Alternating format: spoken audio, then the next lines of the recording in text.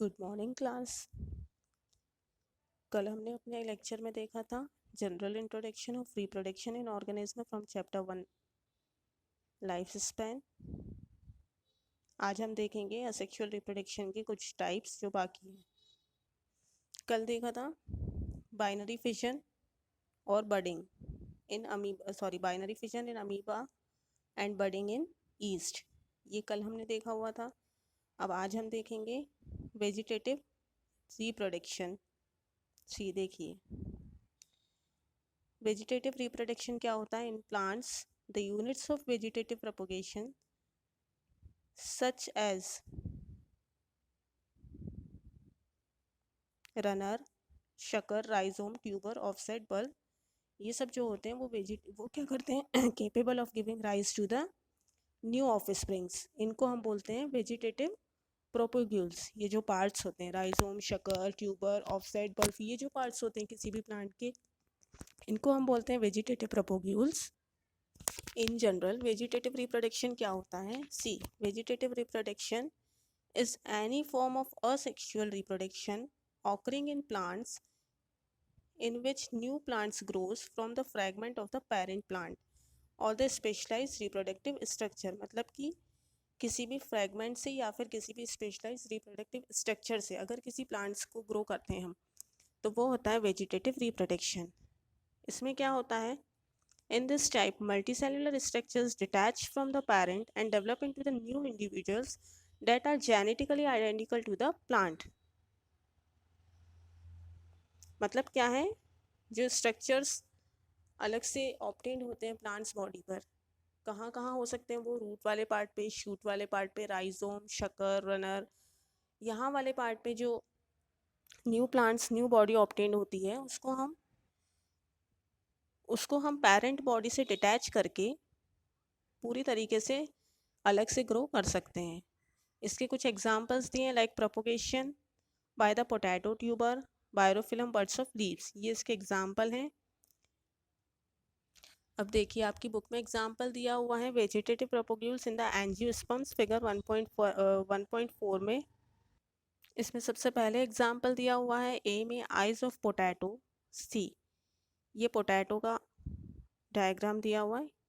ये जो पार्ट है जर्मिनेटिंग आई बर्ड्स, इनको आइज भी बोलते हैं पोटैटो की, ये बर्ड्स हैं, इसके थ्रू न्यू प्लांट का फॉर्मेशन किया जा सकता है। नेक्स्ट एग्जांपल दिया हुआ है राइजोम ऑफ जिंजर। ये वाले जो पार्ट्स हैं ये बर्ड्स हैं, ये न्यूली फॉर्म बर्ड्स हैं, ये इनके थ्रू आप जिंजर का प्लांट ऑब्टेन कर सकते हैं। एक एग्जांपल दिया हुआ bulbil of agave, this part, इसको अगर अलग से प्लांट कर दिया जाए तो it can B separately grow. Next example दिया हुआ है लीफ बर्ड्स ऑफ द बायोफिलम। ये जो एडवेंशिशियस बर्ड्स हैं, ये जो न्यूली ग्रो हो रही हैं, ये वाला जो पार्ट है, इसको अगर अलग से सॉइल में पुट किया जाए तो it can be grow as a separate bryophyllum plant. Last example दिया है offset of the water hyacinth. ये वाला जो पार्ट है, this is called the offset of the water hyacinth. ये वाटर हाइसिंथ का प्लांट है और ये इसका ऑफसेट वाला पार्ट है। इससे न्यू वाटर हाइसिंथ के प्लांट को ग्रो किया जा सकता है। ओके, अब क्या दिया हुआ है, see, water hyacinth is also known as the terror of Bengal. It is nothing but an aquatic plant. इसके बारे में further studies chapter number 13 and 14 में की जाएगी। अब देखिए, कुछ एडवांटेजेस हैं वेजिटेटिव प्रोपोगेशन के, like faster and more certain methods of propagation. मतलब कि फास्ट मेथड है, इससे बहुत fastly multiple of plants can be produced. इसके बाद new individuals produced have exactly identical qualities of their parents. This preserve the characteristics of food and flower crops।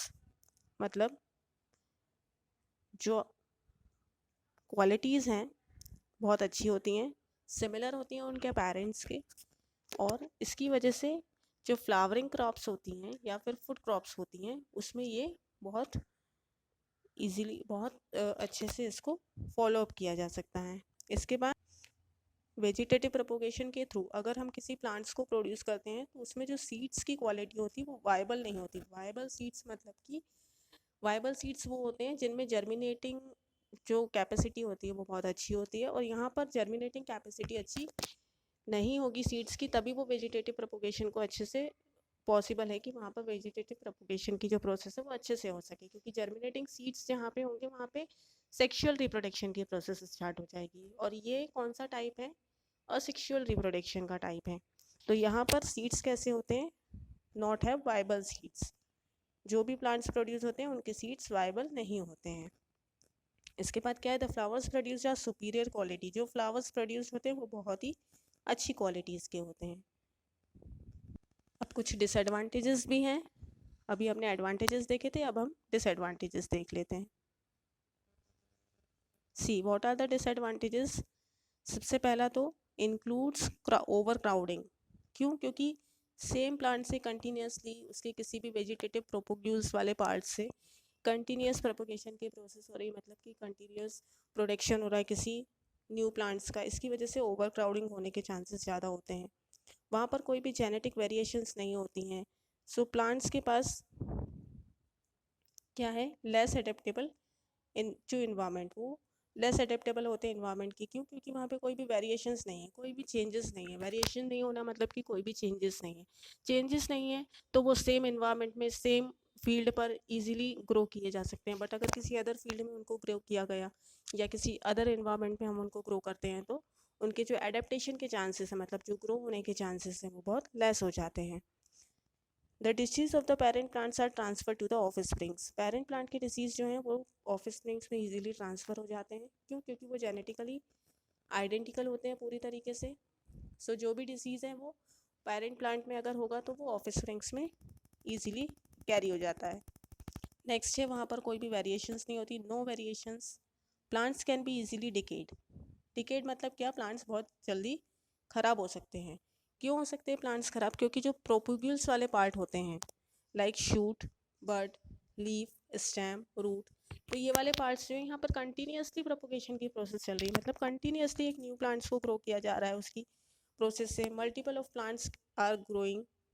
तो क्या होता है, वहाँ पर डिके होने के चांसेस ज़्यादा है। क्यों, क्योंकि वहाँ पर वायरल, बैक्टीरियल इस टाइप के जो इन्फेक्शंस होते हैं उसके होने के चांसेस बढ़ जाते हैं। सो सीवेज जो एसेक्सुअल रिप्रोडक्शन वाला पार्ट है वो हमारा मोस्टली कंप्लीट हो चुका है।